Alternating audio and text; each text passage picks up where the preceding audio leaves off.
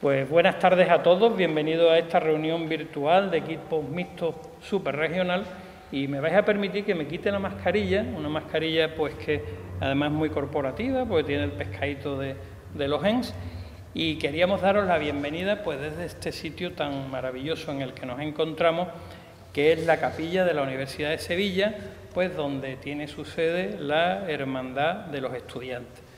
La imagen titular de la Hermandad de los Estudiantes es este crucificado que tenemos ahí maravilloso, que es el Cristo de la Buena Muerte, que lo hizo Juan de Mesa y del cual casualmente pues estamos celebrando el 400 aniversario de la hechura de esta imagen portentosa.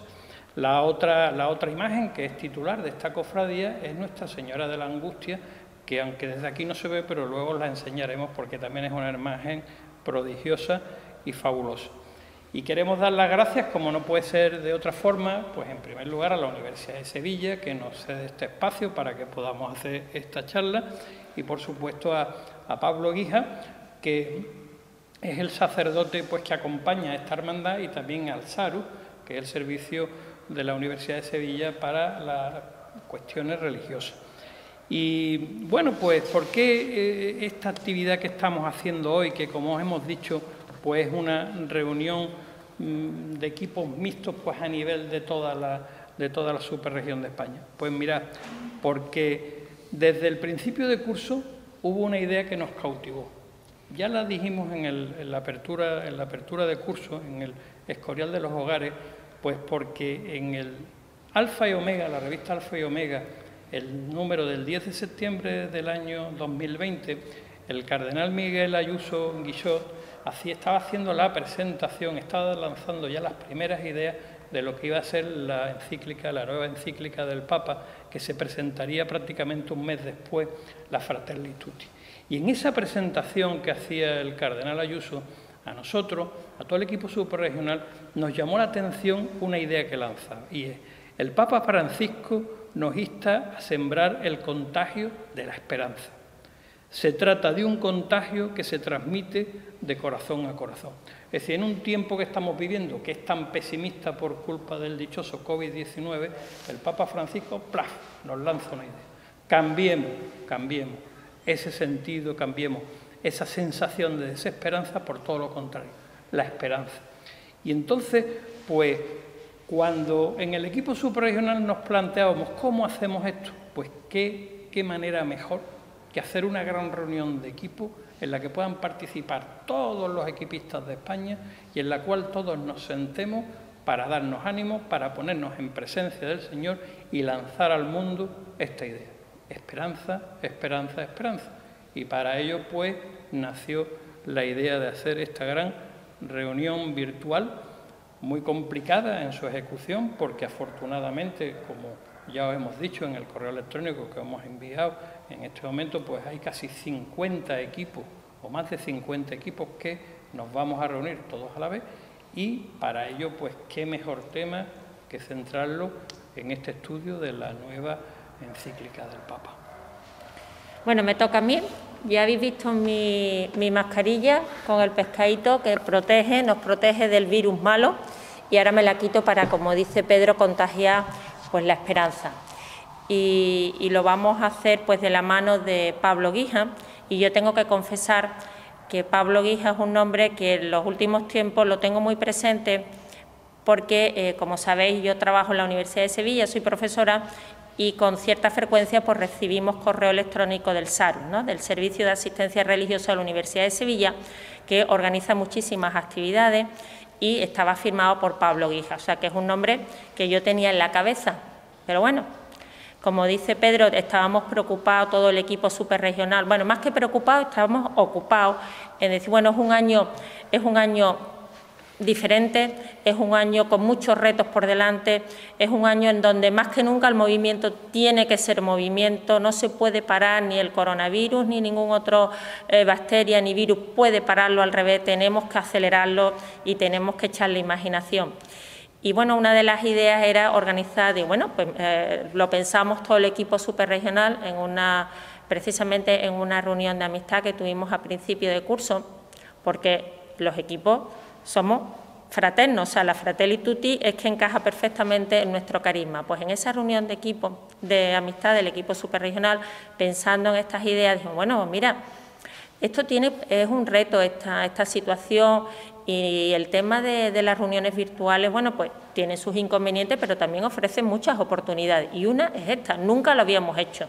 Nunca habíamos tenido la posibilidad de tener una reunión de equipo, pues un matrimonio de Sevilla con un matrimonio de Barcelona, junto con un matrimonio de Pamplona, con otro de Extremadura. Es una auténtica maravilla esta oportunidad. Y dijimos, bueno, ¿y cómo la organizamos? Oye, pues mira, también tenemos que seguir trabajando el tema de la formación, y qué mejor manera que empezar a trabajar esa encíclica de Fratelli Tutti, con ese nombre tan sugerente para todos los cristianos y más para los equipos donde siempre hemos dicho, parte de nuestro carisma es vivir la fe desde la amistad. Pero teníamos bueno, ¿y quién puede ser el ponente el que nos haga la presentación de esta encíclica? Y estábamos dándole vuelta a distintos nombres y eso, pero como Dios es grande y misericordioso, llegó la hora de la apertura del curso de Sevilla y fuimos a la Eucaristía de inauguración, de apertura del curso, y la celebraba, la presidía el nuevo conciliario del Colegio de Sectores de Sevilla. Y mira por dónde, que el nuevo conciliario de este Colegio de Sectores de Sevilla era Pablo Guija. Pablo Guija, el que firma un montón de correos que recibo yo con mucho agrado, pero sinceramente nunca le había oído hablar directamente. Me era muy familiar por lo que os he contado. Y bueno, pues la homilía fue maravillosa. Y bueno, es un regalo del Señor que en ese momento pues nos estaba señalando con una flecha, este es la persona que os tiene que ayudar, porque además es un experto en la asistencia, os tiene que ayudar en esta reunión de animación y de siembra de la esperanza. Y bueno, nosotros somos obedientes y esa era la flecha que nos estaba señalando el Señor en esa capilla del Colegio Claret, donde se hizo la inauguración de curso de los equipos de Sevilla, y ni corto ni perezoso, cuando acaba la ceremonia, pues fuimos a la sacristía, y ya sabéis que tenemos un estilo muy directo, fuimos y se lo dijimos tal cual. Bueno, no lo dudó, dijo que sí, cuando queráis, como queráis, todas eran facilidades, y bendito sea Dios. Y bueno, ese es el conocimiento que tenemos de Pablo Guija, y a mí me han asignado que yo sea la que presenta a Pablo Guija. Yo podía haber hecho el recurso fácil, haber ido a la Wikipedia, haber puesto Pablo Guija y yo enterarme, bueno, pues cuántos años lleva de sacerdote y un poco pues sus características, pero creo que es mejor, porque creo que los equipos somos así, de una manera más familiar, pues que yo se lo pregunte directamente a él y no tenga que utilizar la Wikipedia, que además muchas veces no es nada fiable. Entonces mi primera pregunta, Pablo, sería: ¿qué hace un chico como tú, sacerdote, en un sitio como este? Bueno, pues ante todo me alegro de saludaros y bueno, pues hace lo que hace siempre un cura, hablar con Dios y hablar de Dios a quien quiera escucharle, así que vivir con plenitud el ministerio, muy bien, con alegría. Bueno, Pablo es conciliario de los equipos también, que me parece que no lo he dicho, ¿no? Sí. Eres del equipo, conciliario del equipo... 99. ¿Y qué tal? Muy bien, vamos, de hecho yo solo llevo siendo conciliario un año. El curso pasado me trasladaron aquí a Sevilla, yo estaba en dos pueblecitos de la Sierra Sur de Sevilla, y bueno, pues en una reunión de la Delegación de Misiones, uno de los integrantes está de equipista, también pertenece a un equipo, a ese 99, y me propuso, Fernando Parra, me propuso pues ser el conciliario de su equipo porque su conciliario pues lo habían trasladado. Bueno, yo había escuchado hablar mucho de los equipos de Nuestra Señora y pues vi que tenía disponibilidad y por supuesto pues un servicio a la Iglesia y con mucha ilusión lo acometí. Luego ya pues me propusieron ser el conciliario del Colegio de Sectores y aquí estamos. Bueno, como veis, lleva una carrera prometedora, porque en un año ya sé conciliario del Colegio de Sectores de Sevilla, quiere decir que, bueno, que ojo a este nombre, a esta persona, porque yo creo que no es que llegue lejos en los equipos, sino que que va a llegar muy lejos en el corazón de todos nosotros en la conferencia de presentación de esta encíclica que va a ser a continuación. Y de verdad reiterar nuestro agradecimiento por ese sí, que en realidad se lo dijiste a Dios, que nos utilizó como instrumento para que tú estuvieras esta tarde aquí con todos nosotros. Muchísimas gracias. A vosotros. Pues comienzo, si os parece. Muy bien.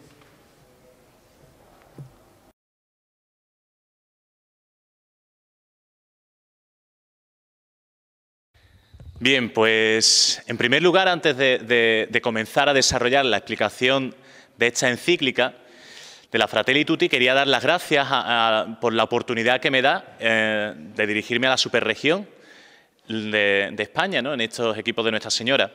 Es una responsabilidad y por eso me encomiendo al Señor para poderlo hacer bien, para poder transmitir lo que es la intencionalidad del Papa, el profundizar en lo que es la fraternidad social, esta amistad social, ¿no?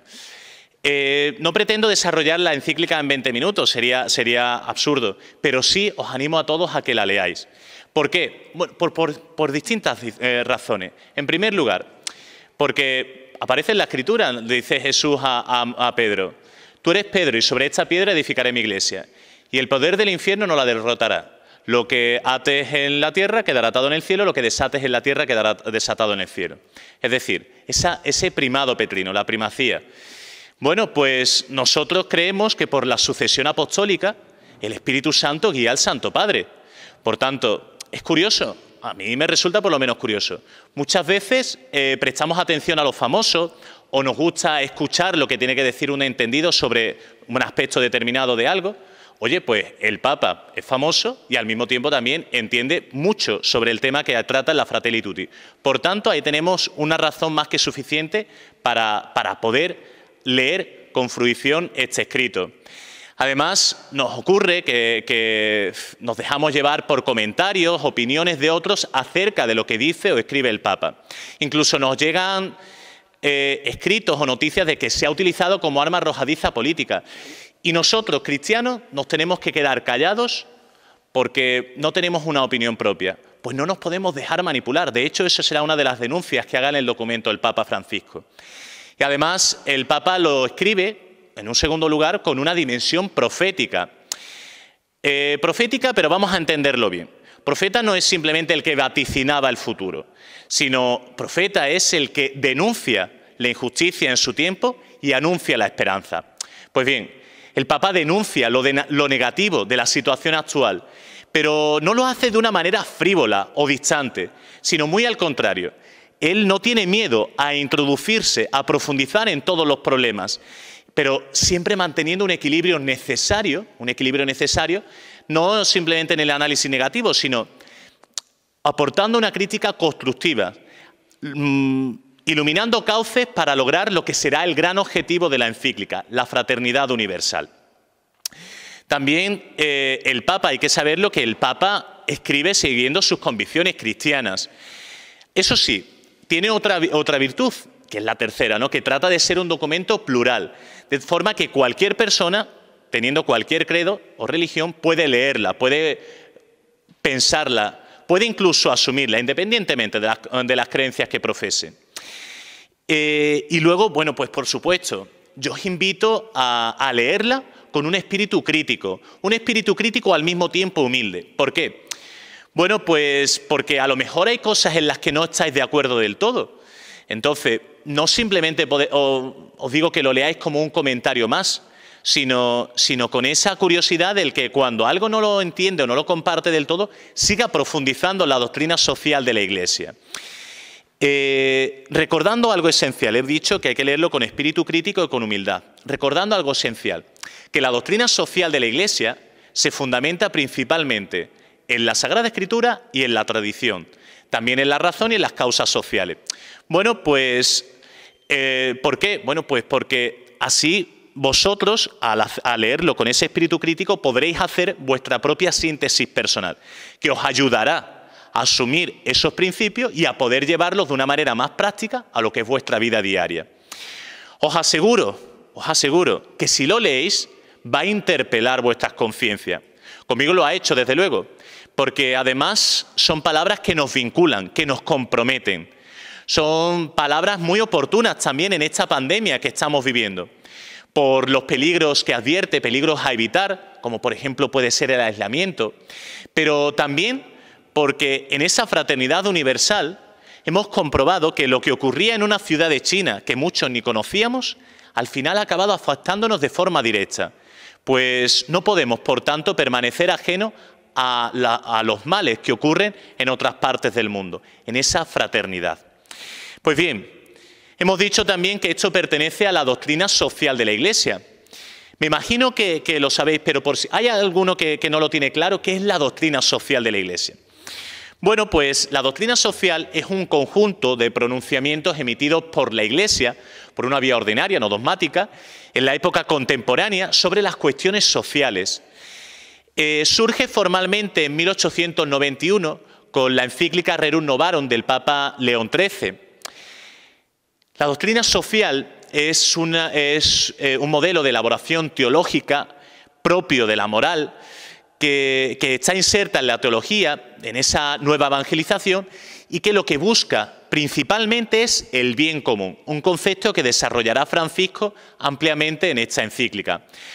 Lo desarrolla no de un modo reactivo, sino propositivo, es decir, siempre proponiendo. En su trasfondo se darán también dos elementos centrales, ambos generados desde el modelo cultural cristiano. En primer lugar, la concepción de la persona. Ya veremos que el Papa insiste mucho en que no podemos descartar a nadie. Y en segundo lugar, sobre la sociedad, ¿vale? Bien, pues ya sí vamos a entrar. Si os parece, perdonadme esta introducción, pero creo que era necesaria. Ya vamos a entrar en lo que es el documento en sí. Y bueno, pues empezamos por el título. Se llama Fratelli Tutti, todos hermanos. ¿Por qué? Bueno, pues son las palabras con las que San Francisco de Asís se dirigía también a sus hermanos y hermanas y nos habla de proponer una vida con sabor a evangelio. Ya en el segundo número marca cuál es el objetivo de esta encíclica, que ya lo hemos dicho en realidad. La encíclica lo que quiere trabajar es sobre la fraternidad, sobre la amistad social. Y aquí el Papa nos confiesa un sueño que tiene, y es que todos unidos no lo vivamos como utopía, sino que todos, cada uno desde sus propias convicciones, todos hermanos, trabajemos en común por esta fraternidad, por esta amistad social. Pues bien, en el capítulo primero, si uno lo lee a priori, le puede parecer un capítulo con un tinte negativo, pero nada más lejos de la realidad. ¿Qué es lo que pretende aquí el Papa? El Papa lo que pretende hacer aquí es un análisis de algunos de los muchos problemas que afectan a la sociedad. Por ejemplo, la soledad, muy frecuente en nuestro ambiente. Las ideologías, denuncia las ideologías. La demagogia con ciertos conceptos que se han vaciado de su verdadero significado. La cultura del descarte con los no nacidos o los ancianos, con todo lo que ello implica y en el debate actual español. El relativismo, la indiferencia, la desesperanza, la agresividad por medio de los medios de comunicación social, la acepción de personas que incluso nos pueden llegar a pensar que puedan existir personas sin dignidad.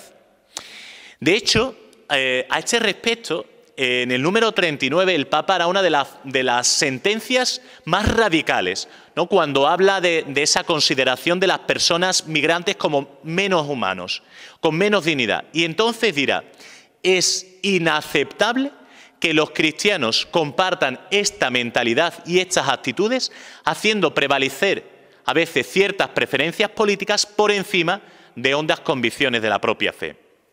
Por eso, aún así, después de este análisis tan crudo, tan realista de la sociedad que nos rodea, el Papa termina este capítulo haciendo un llamamiento a la esperanza. Una esperanza que nos habla de una vida, un camino más bello, una vida más bella. Pero ¿por qué? Bueno, pues a mí me gustaría preguntaros, todos estos puntos negativos que el Papa describe, ¿vosotros pensáis que responden a la situación actual que estamos viviendo? ¿O ese llamamiento a la esperanza, a ese sueño común, pensáis que es necesario que nosotros como cristianos lo vivamos? Lo dejo ahí. Ya en el segundo capítulo, procuro ir deprisa, el segundo capítulo me parece precioso. ¿Por qué? Bueno, pues porque supone una actualización de la parábola de Lucas del buen samaritano. Mirad, se nos ha hablado toda nuestra vida, hemos escuchado el concepto de prójimo. Bueno, pues aquí el Papa Francisco lo que hace es ese concepto de prójimo, desarrollarlo siempre en esa conciencia de la gran familia humana, ¿vale? De tal forma que recordemos también, por otros pronunciamientos bíblicos, que, bueno, pues engloba a todos. Es decir, Dios hace salir el sol sobre malos y buenos, que citará también el Papa. O incluso nos recuerda esa sentencia tan firme de la primera de Juan, cuando dice: nadie puede decir que cree en Dios a quien no ve, que ama a Dios a quien no ve, si no ama a su hermano a quien ve. Pues bien, también cita el Génesis, cuando Dios le reclama a Caín: ¿dónde está tu hermano? Dice: ¿acaso yo soy el guardián de mi hermano? Pues mira, implícitamente le está diciendo que sí. Pues bien, por tanto, lo que está haciendo es destacar el sincero interés que tenemos que sentir unos por otros, no de manera superficial, sino con verdadera preocupación. Eso sí, el Papa es muy hábil, por eso nos pide que nos dejemos de teorías y vayamos a la práctica, a lo concreto, que pongamos nuestros ojos en el herido, como hizo el samaritano, que nos atrevamos a salir de nuestra burbuja y conozcamos los casos en persona, sus historias, sus razones por qué emigrar o por qué se hallan en esa situación, de tal forma que superemos nuestros obstáculos, nuestros prejuicios y así, por tanto, podamos mirarlos de una manera nueva, fraterna, comprensiva y acogedora.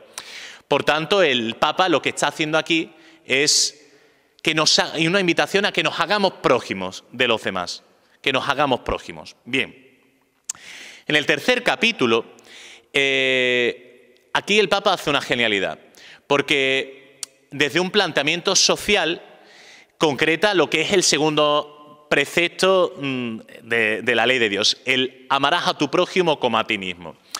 Él comienza este capítulo mencionando la Gaudium et Spes del Concilio Vaticano II, hablando de, bueno, pues que un ser humano solo se realiza en la entrega sincera de sí mismo hacia los demás. Es decir, reconoce que el ser humano es un ser social. Él está inserto en un dinamismo de apertura movido por la caridad, que es lo mismo que decir que está movido por Dios mismo, que Él es, por tanto, Dios mismo es el que nos hace vivir buscando el bien no propio, sino el bien de los demás. Entonces, además, buscarlo de forma gratuitamente. He aquí, por tanto, el cauce para esa fraternidad, esa amistad social abierta a todos de la que hablaba en el principio. Además, más adelante, recordará que todo ser humano tiene derecho a vivir dignamente, a vivir con dignidad, a desarrollarse integralmente. Y ese derecho básico no lo puede negar ningún país. Entonces, en este sentido, habla de promover los talentos de todos, buscando siempre esa complementariedad, no esa contraposición, sino recordar que entre todos formamos la imagen y semejanza de Dios.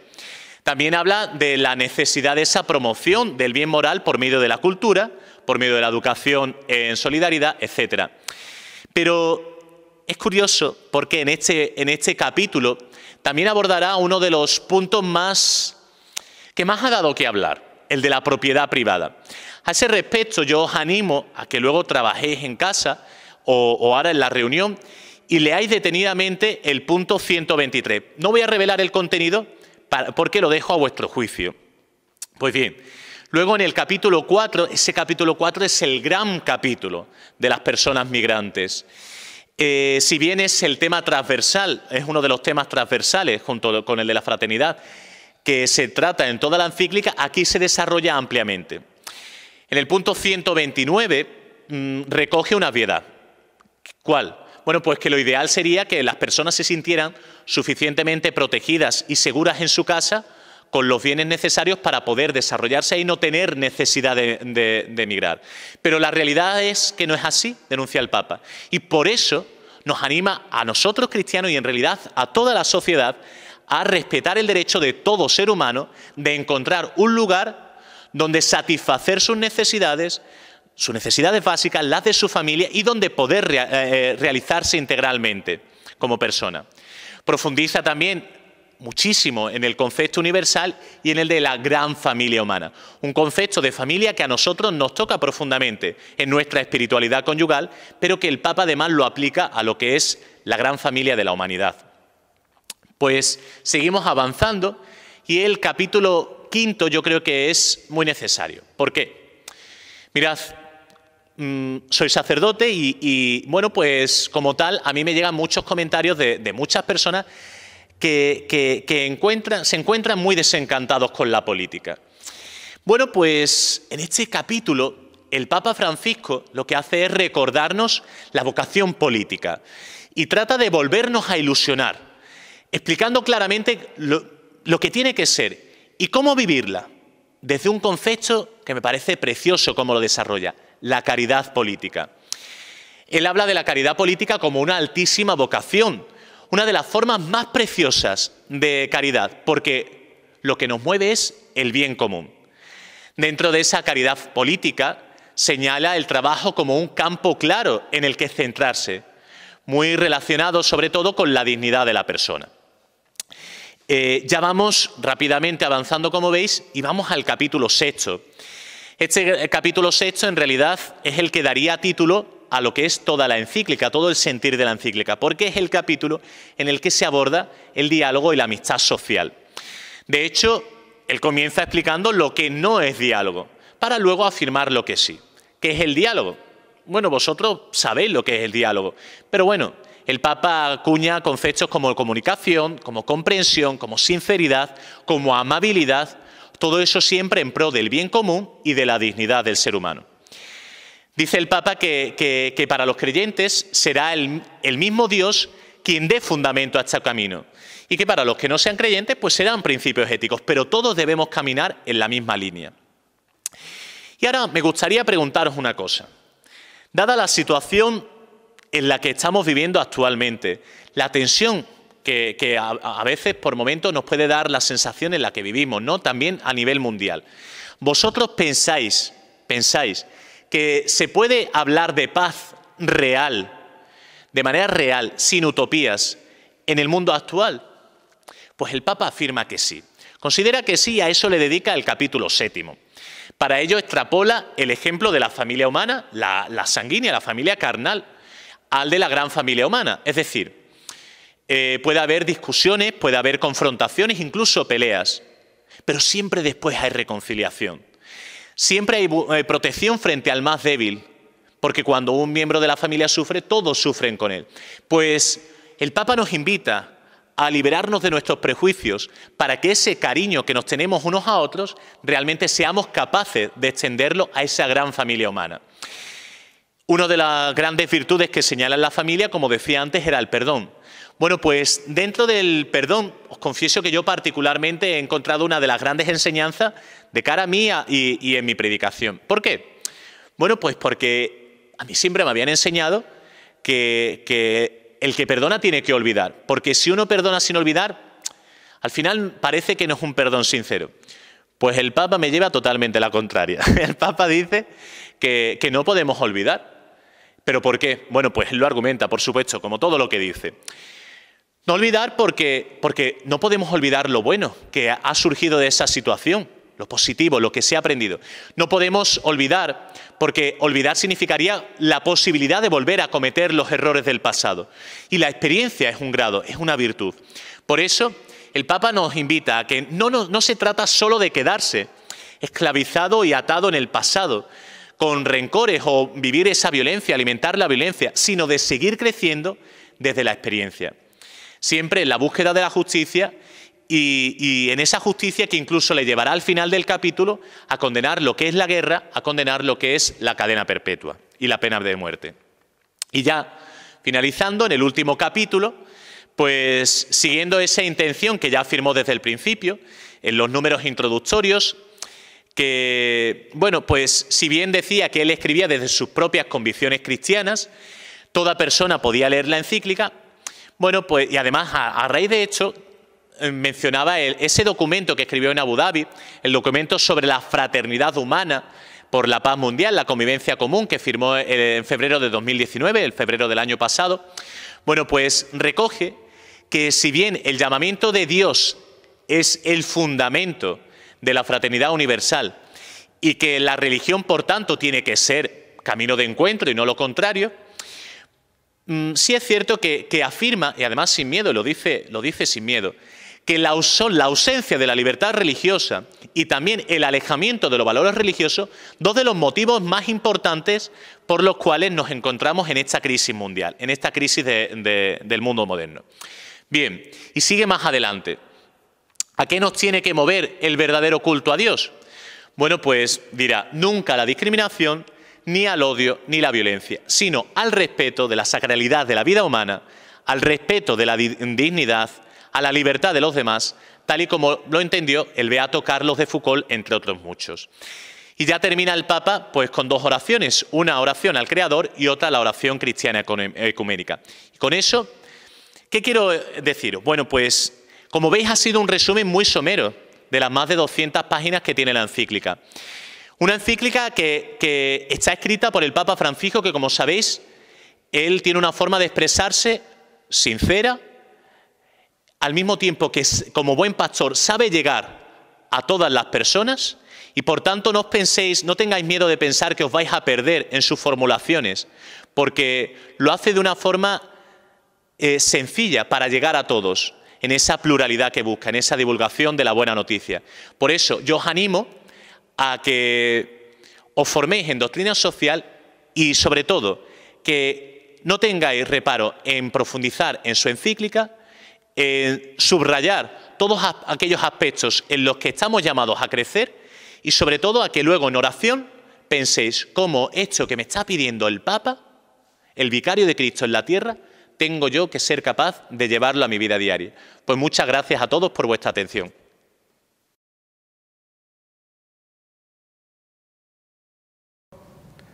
Bueno, Pablo, muchísimas gracias.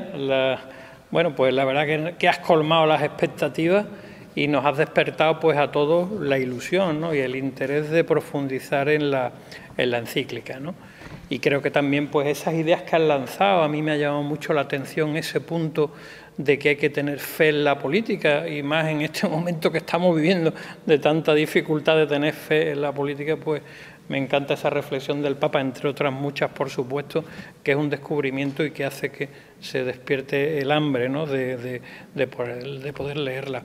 Bueno, pues ahora os toca a vosotros, básicamente os toca a vosotros, pues empezar la reunión y empezar a hablar y a dialogar. ¿Cómo lo hacéis? Como todos habéis recibido un correo electrónico donde poníamos las instrucciones, ya sabéis que es muy fácil. Lo único que tenéis que hacer es que cada equipo tiene su enlace de conexión, pues ponerlo ahora en el navegador de vuestro ordenador, le dais al enlace de conexión y os aparecerán los matrimonios que también tenéis puestos los nombres ahí en el correo que habéis recibido y podéis empezar la reunión. No os agobiéis de que haya muchas preguntas, como ahora veremos, o de que sea muy larga. La reunión durará lo que vosotros queráis que dure. Que se os no os da tiempo, pues podéis continuar otro día. De lo que se trata es de hablar y de hacer, pues eso, un grupo de nuevos amigos equipistas de toda España. Y muchísimas gracias por vuestra atención. Rocío, si tú quieres decir alguna cosa más. Bueno, únicamente recordaros también el guión de la reunión, que también habéis recibido en el correo electrónico, y bueno, nos va a sorprender porque siguen los pasos, las partes de cualquier reunión de equipo. Solamente al principio pues se hace la sugerencia de que haya una presentación tipo ENS, de bueno, nuestros nombres, a qué nos dedicamos, cuántos años llevamos los equipos y demás. Después una puesta en común, una oración, la participación, las preguntas del tema de estudio, que como sabéis todo es sobre la encíclica que también ha presentado pues Pablo, y después se acaba con la oración litúrgica. Y bueno, como no podía ser de otra manera, con la oración de beatificación del Padre Caffarel, que estuvimos pensando si mandarla o no mandarla por correo, porque digo, seguro que se la saben todas, todos de memoria, igual que el Magnífica, pero bueno, al final decidimos que para sobre todo los equipistas nuevos recién llegados, estaba bien mandar la oración de beatificación del Padre Caffarel. Y como dice Pedro, esto es una propuesta.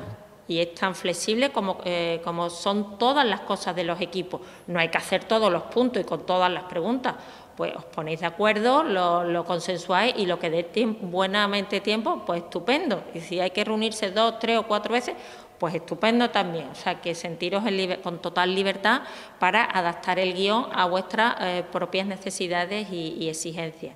Y nada más, únicamente desearos de todo corazón que sea provechoso y que sea, bueno, pues ese semillero de esperanza que queremos que crezca a lo largo de todo el curso, y que, como dice la encíclica, sea música evangélica, seamos capaces de interpretar esa música evangélica que nos haga a todos muchos más hermanos y también nos despierte la curiosidad por la doctrina social de la Iglesia, que, bueno, tiene su origen, como ha dicho Pablo, con la Rerum Novarum de León XIII, y que, bueno, en economía se estudia y que quizás, pues, está un poco olvidada, ¿no?, todo lo que es el tema social, y que yo creo que este Papa Francisco lo está incentivando y lo está reforzando muchísimo, y todos tenemos que, creo que, tener esa conciencia de sentirnos más hermanos. Y eso, como os decía al principio, nosotros los equipistas tenemos esa facilidad porque la fraternidad lo llevamos en el ADN de nuestro movimiento.